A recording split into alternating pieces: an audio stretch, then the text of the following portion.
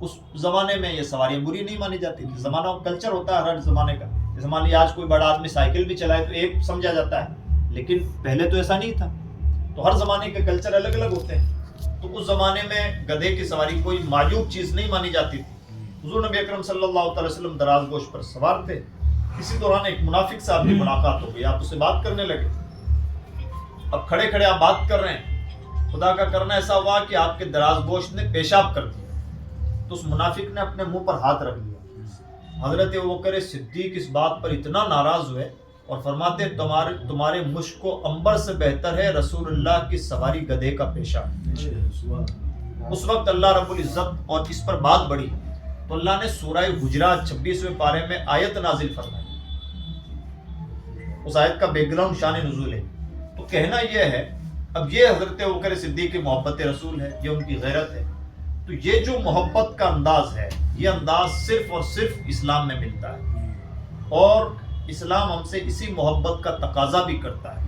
حضور نبی اکرم صلی اللہ علیہ وسلم کی ذات ہے ہی ایسی کہ ان سے بے تحاشا ٹوٹ کے محبت کی جائے. ان کی ایک ایک ادا, ان کی سنتیں, یعنی ان کا جو لائف اسٹائل ہے اس کو کمپلیٹلی فالو کیا جائے. آپ نے جو کہہ دیا, آپ نے جو کر دیا, آپ نے جو فرما دیا, یا صحابہ نے, آپ کی تربیت میں رہنے والے صحابہ نے جو کچھ کہہ کر دیا, ان سب کو 100% فالو کریں. اسی میں ہمیشہ مسلمانوں کی بھلائی وابستہ رہی ہے اور رہے گی.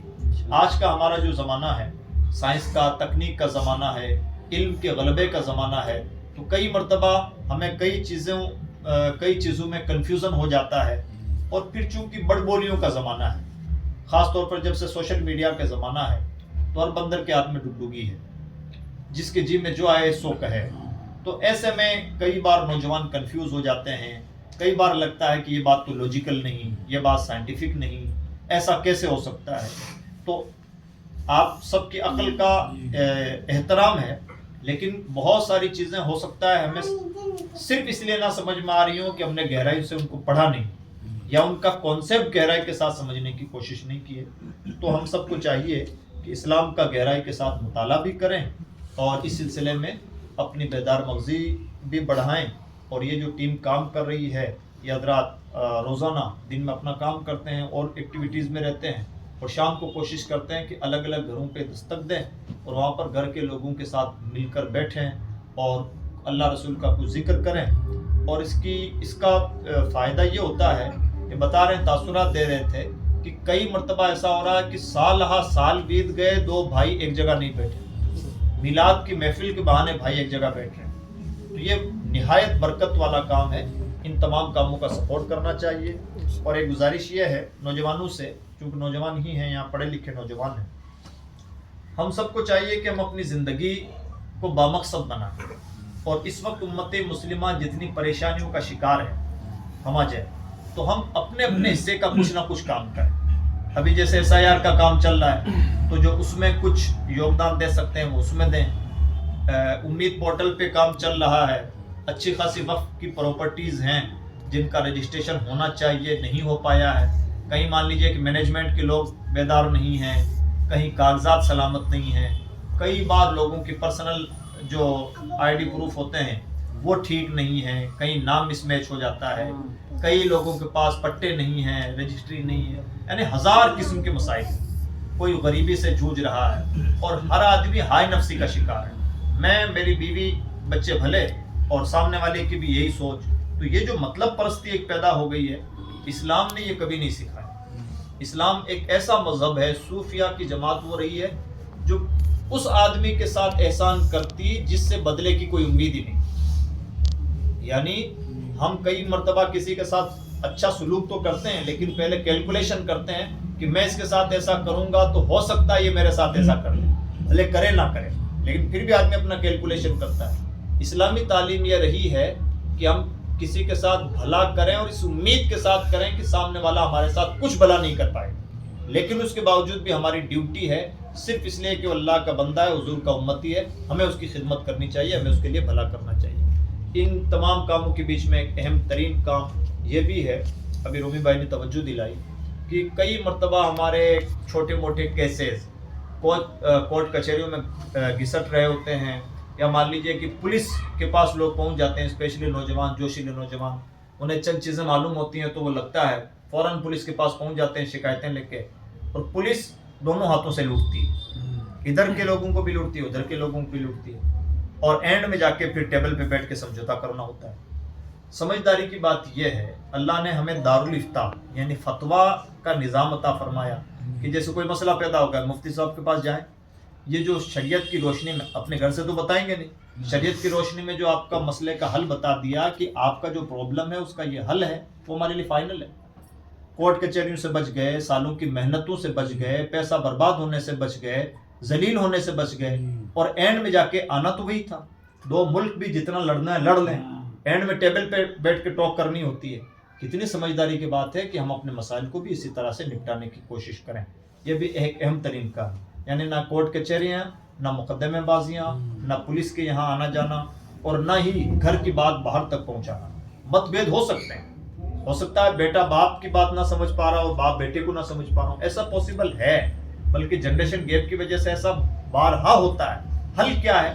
جب دونوں ایک دوسرے کو نہیں سمجھ پا رہے ہیں تو تیسرے کو اپنا فیصل بنا لیں اور کہہ دیں بھائی ہمارا یہ معاملہ ہے، آپ دینداری کے ناحیے سے اور سمجھداری کے ساتھ اور ایمانداری کے ساتھ ہمارا جو قضیہ ہے وہ فیصل کر دیں۔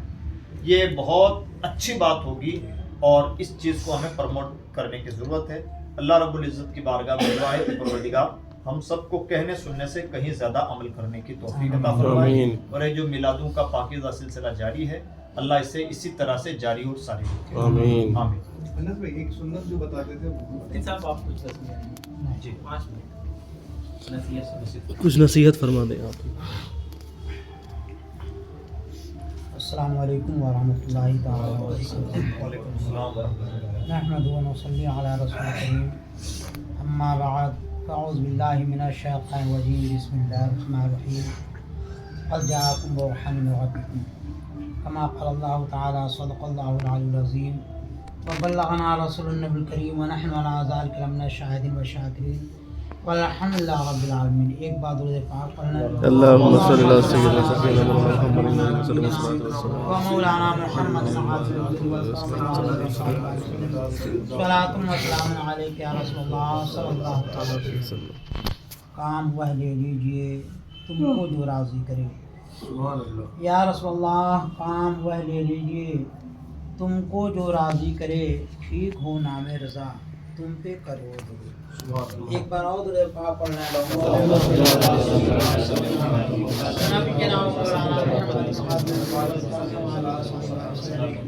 صلاۃ و سلام علیک یا رسول اللہ صلی اللہ تعالی علیہ وسلم۔ محترم حضرات، ایک عبد زاہد تھے، وہ جب ساری دنیا سو جایا کرتی تھی تو اللہ کی عبادت کیا کرتے تھے۔ ایک دن شیطان آیا۔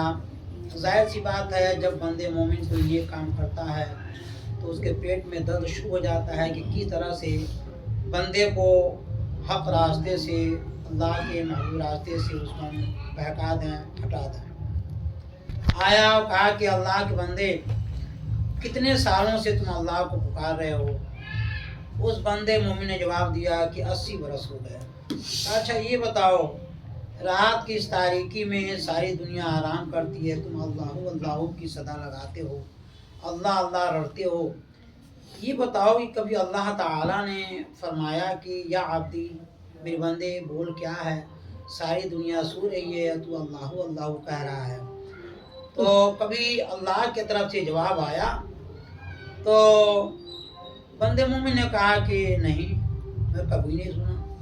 تو کہا تو اس کا مطلب ہے کہ تم اللہ کی بارگاہ میں تم مقبول نہیں ہو، اللہ تم کو پسند نہیں کرتا ہے، اسی لیے جواب عنایت نہیں کرتا ہے۔ تو کیا طریقہ ہے؟ ہونا یہ چاہیے کہ کوئی دوست ہے، اس کے پاس میں ایک بار خط بھیجا، 2 بار بھیجا، 12 بھیجا، اسے جواب نہیں آتا ہے تو رشتہ منقطع کر لینا چاہیے، اس لیے کہ جب ادھر سے کوئی توجہ نہیں ہے تم بلا وجہ کیوں پریشان ہو۔ اس بندے کے سمجھ بات آ گئی، اچھا ٹھیک ہے صحیح کہہ رہے ہو۔ دوسری رات آئی، نماز ادا کیا، پھر جیسے سب لوگ سوتے ہیں پھر وہ بھی کیا کیا، بستر اپنا بچھایا، چادر تان کر کے وہ بھی لیٹ گیا۔ جب رات کچھ حصہ گزرا خداوند قدوس دائم الغیب شہادہ ہے، لیکن بندوں کے سمجھنے کے لیے، اپنی محبت کا اظہار کرنے کے لیے، تاکہ ایک واقعہ بنے، تاریخ بنے، اللہ تعالیٰ نے فرشتوں سے فرمایا کیا بات ہے کہ بندہ جو مجھ کو رات میں ساری دنیا سوتی تھی، مجھ کو اللہ اللہ سے مجھ کو یاد کرتا تھا، فرشتوں وہ صدا نہیں آ رہی ہے۔ تو ادھر سے فرشتوں کی طرف سے عرض کیا گیا پروردگار عالم، شیطان نے راہماری کر دی ہے، اس نے راستہ کاٹ دیا ہے، تیرا رشتہ جو بندے سے تھا، بندے کا رشتہ جو تو سے تھا، اس نے اس کو ختم کر دیا ہے۔ خداوند قدوس کا حکم ہوا میرے بندے تک میرا پیغام پہنچا دو۔ جب میں بندوں سے خوش ہوتا ہوں تو ان کے دل میں درد، کسک، محبت پیدا کر دیتا ہوں کہ ساری دنیا اپنے اپنے کام میں مشغول رہتی ہے اور وہ بندہ میری یادیں مشغول رہتا ہے۔ یہی میری محبت کی دلیل ہے۔ بندے سے بتاؤ کہ تم سے اللہ محبت کرتا ہے، اسی لیے ساری دنیا سوتی ہے، سب لوگ آرام کرتے ہیں، اپنے اپنے بستر پر وہ نیند کے مزے لے رہے ہیں، لیکن تمہارے دل میں جو درد ہے، جو محبت ہے، جو کسک ہے، جو تڑپ ہے، جو جذبہ درو ہے، جس بنا پر تم نیند کو قربان کرتے ہو، یہی تو میرا جواب ہے، یہی تو میری محبت ہے۔ تو اس بنا پر اللہ کا فرمان ہوا کہ بندے کو میرا پیغام پہنچا دو۔ محترم سامعین کرام، اس سے معلوم ہوا کہ ہم جو کچھ بھی اللہ کو یاد کرتے ہیں کہ اللہ تعالیٰ کا فضل اس بات کا یہ اظہار و دلیل ہے کہ اللہ ہم سے محبت کرتا ہے، تو ہم اس کو یاد کرتے ہیں۔ اللہ تعالیٰ ہم سے محبت فرماتا ہے تو ہم اس کا تذکرہ کرتے ہیں یا تذکرہ سنتے ہیں۔ اللہ ارشاد فرماتا ہے فاذکرونی اذکرکم واشکروا لی ولا تکفرون، تم میرا ذکر کرو میں تمہارا ذکر کروں گا، یعنی ہم اللہ کا ذکر کرتے ہیں، اللہ کا ذکر سنتے ہیں، تو یہ سب اللہ کی بارگاہ میں مقبول ہے۔ یہ پروگرام جو آج کل ہمارے احباب جو اپنی محبتوں سے ایک تسلسل قائم کیے ہوئے ہیں، اللہ تعالیٰ ان کو اس کا اجر عطا فرمائے، اور ہم سب کو جو جس حساب سے اس میں حصہ لے سکتا ہے، اللہ تعالیٰ سب کو حصے کی توفیق عطا فرمائے۔ محترم، میں جس آیت کی تلاوت کی، اللہ تعالیٰ ارشاد فرماتا قد جاءکم برہان من ربکم، کہ تمہارے پاس تمہارے رب کی دلیل آ گئی۔ اللہ تعالیٰ نے حبیب پاک صلی اللہ علیہ وسلم کو دلیل فرمایا، حبیب پاک صلی اللہ علیہ وسلم کو روشنی فرمایا، نور فرمایا، اجالا فرمایا، اور بڑے محبت کے کلمات اللہ تعالیٰ نے پاک صلی اللہ علیہ وسلم کے تعلق سے ارشاد فرمائے۔ اللہ تعالیٰ جس ذات سے محبت کرتا ہے، محبت رکھتا ہے، ہم کو یقینی طور سے، جیسا ہمارے حضرت بیان فرمائے، یقینی طور سے ہم کو ہر چیز سے زیادہ اس ذات سے محبت رکھنی چاہیے۔ اسی میں دینی دنیاوی فلاح ہے اور فوز مرامی ہے اور کامیابی ہے۔ اللہ تعالیٰ ہے پاک کے صدقے میں ہمیں جس حساب سے اللہ تعالیٰ ہم کو مومن کامل دیکھنا چاہتا ہے، اس اعتبار سے ہم مومن کامل بن کر کے اللہ کی بارگاہ میں اپنے کو پیش کریں، آقا کریم صلی اللہ علیہ وسلم کی بارگاہ میں ایک سچا متقی مومن اور امتی بندہ ہو کر کے ہم اپنے حبیب کی بارگاہ میں اپنے کو پیش کریں۔ اللہ ہم اس کے توفیق عطا فرمائے۔ بزرگان دین سے، اولیاء کرام سے اللہ تعالی محبت کی توفیق عطا فرمائے۔ علماء کرام، علماء ربانیین سے اللہ تعالی محبت کی توفیق عطا فرمائے۔ اس پروگرام کو قبول فرمائے، اور یہ پروگرامات جہاں جہاں بھی منعقد ہوں، اللہ تعالیٰ اپنے فضل سے آقا کریم کے صدقے میں سارے پروگرامات کو قبول فرمائے، اور جو بھی احباب اس میں شرکت کی سعادتیں حاصل کریں، اللہ تعالیٰ دارین سعادتوں سے سب کو مالا مال فرمائے۔ ہمیں نوجوان بھائیوں کو خصوصی طور سے اللہ تعالیٰ اس کے توفیق عطا فرمائے، اس لیے کہ آپ سنتے ہیں، جانتے ہیں کہ نوجوان طبقہ جو ہوتا ہے وہی مذہب کی ریڑھ اور اس کی طاقت، اصل پونجی، اصل سرمایہ، یعنی اس مذہب کے لیے، اس دین کے لیے جو نوجوان ہوتے ہیں وہی متاع کل ہوا کرتے ہیں۔ ہمارے جتنے بھی اکابرین تھے جو کام کیے، وہ چاہے فتوحات کا معاملہ ہو، چاہے بڑے بڑے جو مراحل انہوں نے سر کیے، تو نوجوانی کا عالم کیے، یہ چونکہ ہوتا یہ ہے کہ نوجوانی کے وقت میں شیاطین کا غلبہ زیادہ ہوتا ہے، پھر ہمارا نفس بھی ہمارے پیچھے جو ہمارے اندر ہے وہ برائیوں طرف راغب کرتا ہے، تو پتہ چلتا ہے کہ ہم دین سے دوری کو اختیار کرنا شروع کرتے ہیں۔ ہمارے احباب وہ دین سے اس میں تکاسلی کرتے ہیں، تصاولی کرتے ہیں، اور شیطان بھی اس میں تھوڑی رہنمائی کر دیتا ہے، تو پھر ہمارے قدم بہکنے لگتے ہیں۔ تو ہم اپنے نوجوان بھائی سے گزارش کریں گے کہ آپ حضرات یا تو خود بھی دین کو سمجھنے کی کوشش کریں، اور خود دین نہ سمجھ پائیں تو علماء کرام سے، جو علماء ربانیین ہیں، تو ان سے مسائل پوچھیں، ائمہ کرام ہیں ان سے جا کے مسائل پوچھیں، اور پوچھ کر کے سمجھ کر کے عمل کی کوشش کریں۔ اللہ تعالی ہم سب کو گناہوں سے بچنے کی، گناہوں سے نفرت کی توفیق عطا فرمائے۔ خدا قدوس مومن کامل بن کر کے زندگی گزارنے کی توفیق عطا فرمائے، اور ہمہ وقت توبہ استغفار کی توفیق عطا فرمائے۔ استغفر اللہ ربی من کل ذنب و اتوب الیہ۔ السلام علیکم و رحمۃ اللہ وبرکاتہ۔